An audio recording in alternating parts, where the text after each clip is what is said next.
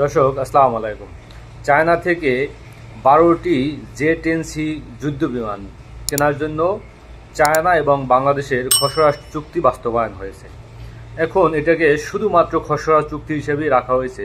পরবর্তী সরকার যারা আসবে সেই সরকারের সাথে তারা চুক্তি স্বাক্ষরিত করবেন। এখন এই যে জে-10সি, এটা কি শুধুমাত্র জে-10সি দিলেই তো হবে না, জে-10সির সাথে অবশ্যই মিসাইল দিতে হবে।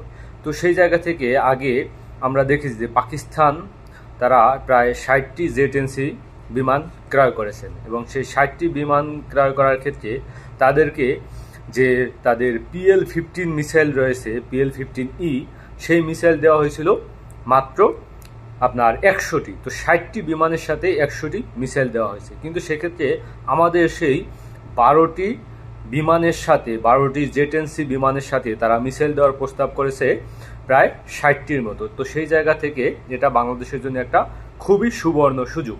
এবং আপনারা জানেন যে এই যখন পাকিস্তান এবং ভারতের সাথে যুদ্ধ হয়েছিল তখন পাকিস্তানের প্রায় আপনার 60টি যুদ্ধ বিমান, মানে ভারতের প্রায় 60টি যুদ্ধ বিমান এই জে-10সি এবং তাদের যে S-400 রয়েছে সেগুলো দিয়ে শনাক্ত করে লক করে তারপর তাদেরকে ধ্বংস করে দেওয়া হয়েছে। এবং গতকালকেও ডোনাল্ড ট্রাম্প দাবি করেছেন যে সেখানে ভারতের প্রায় 60টি বিমান ভূপাতিত করা হয়েছে, পাকিস্তান ভূপাতিত করেছে।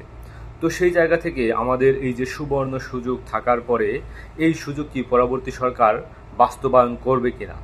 কারণ এখন যেটা হয়েছে সেটা ডক্টর মোহাম্মদ ইউনূসের সাথে চায়না সরকারের সাথে খসড়া চুক্তি, এর চূড়ান্ত চুক্তি বাস্তবায়ন করবে পরবর্তী নির্বাচিত সরকার। এখন পরবর্তী নির্বাচিত সরকার কারা আসবে, তারা এসে কি এই চুক্তি বাস্তবায়ন করার সক্ষমতা রাখে কিনা? কারণ আপনারা জানেন যে ভারত এখানে ওত পেতে রয়েছে, ভারত বিভিন্নভাবে এই চুক্তি বানচাল করার জন্য উঠে পড়ে লেগে আছে এবং বাংলাদেশের ভিতরে ভারতীয় রয়ের যে সদস্যরা আছে তারা কোনোভাবেই চাইবে না এই চুক্তি বাস্তবায়ন হোক। এজন্যই তারা এমনকি এই নির্বাচনকে বানচাল করার জন্য বিভিন্ন রকমের পদক্ষেপ তারা ইতিমধ্যে হাতে নিয়েছে।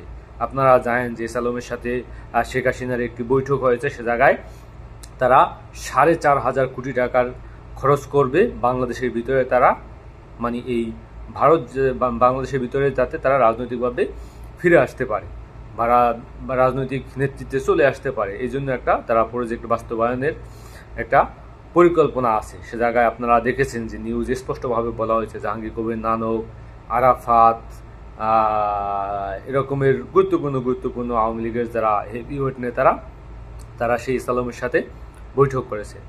তো সেই জায়গা থেকে বাংলাদেশকে যদি এই সাময়িক সক্ষমতায় বাংলাদেশ যদি উন্নত হয়ে যায় সে জায়গায় কিন্তু ভারত উদ্বিগ্ন ইতিমধ্যে এবং বিভিন্নভাবে ভারত সে জায়গায় বাধা সৃষ্টি করবে। এবং আমাদের পাশের দেশ মায়ানমারে আপনারা জানেন যে অস্থিতিশীল পরিবেশ, সে জায়গায় বিভিন্নভাবে হামলা চলতেছে বিভিন্ন বিদ্রোহী গোষ্ঠীর সাথে। তো এরকমের একটি আপনার যুদ্ধ বিধ্বস্ত দেশ আমাদের পাশেই আছে। তো যে কোনো মুহূর্তে বাংলাদেশের জন্য এটা কিন্তু একটা হুমকি স্বরূপ। তো সেই জায়গায় এই যে যুদ্ধ বিমানগুলো যদি জে-10সি 12টি যেগুলো খসড়া চুক্তি বাস্তবায়ন করা হয়েছে পুরো মানে পূর্ণ চুক্তি বাস্তবায়ন করে যুদ্ধ বিমানগুলো যদি আমরা নিয়ে আসতে না পারি, এবং কি চায়না তারা বলেছে যে তাদের যে স্যাটেলাইট সিস্টেম আছে KLG না কি নামে, সেই স্যাটেলাইট সিস্টেম পর্যন্ত তারা এই যুদ্ধ বিমানের সাথে প্রোভাইড করবে। এই স্যাটেলাইট সিস্টেমটা থাকলে হবে কি, আপনারা দেখেছেন যে ভারতের যুদ্ধ বিমানগুলো যখন বিধ্বস্ত করেছে পাকিস্তান তখন তারা প্রায় 1000 কিলোমিটার দূর থেকেই এই তাদের যে মানে চায়নার যে স্যাটেলাইট সিস্টেম আছে সেই স্যাটেলাইট সিস্টেমে তারা 1000 কিলোমিটার দূর থেকে তথ্য কালেক্ট করে সরাসরি এই জে-10সি বিমানে পাকিস্তানে পাঠিয়েছে এবং তারপর সে অনুযায়ী তারা টার্গেট করেছে, সেভাবে তারা যুদ্ধ বিমানগুলো ধ্বংস করেছে। তো সেই রকমের অ্যাক্সেস আমাদেরকে তারা দিতে যাচ্ছে চায়না।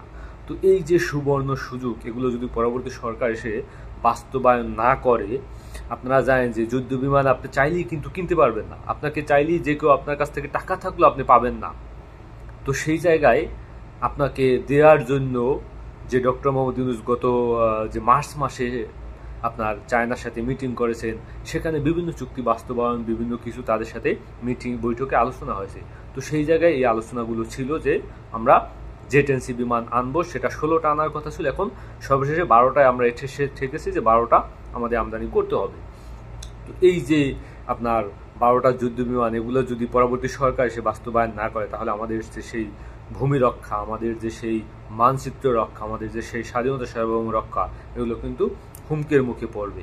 সেই জায়গা থেকেই পরবর্তী সরকারের প্রতি আমাদের ভয়েস থাকবে, পরবর্তী সরকারের প্রতি আমাদের আশা থাকবে, যারাই ক্ষমতা আসেন নির্বাচিত হয়ে অবশ্যই এই চুক্তিতে আপনারা স্বাক্ষর করবেন, এই চুক্তি চায়নার সাথে বাস্তবায়ন করবেন। যে কোনো ষড়যন্ত্র যারা করার চেষ্টা করবে বাংলাদেশের ভিতরে এবং বাইরে থেকে, তাদেরকে রুখে দিয়ে তারপর এই চুক্তি বাস্তবায়নে যারা কাজ করবে তাদেরকে আমরা নির্বাচিত সরকার হিসেবে দেখতে চাই এবং জনগণের উচিত হবে তাদেরকেই নির্বাচিত করা। আসসালামু আলাইকুম।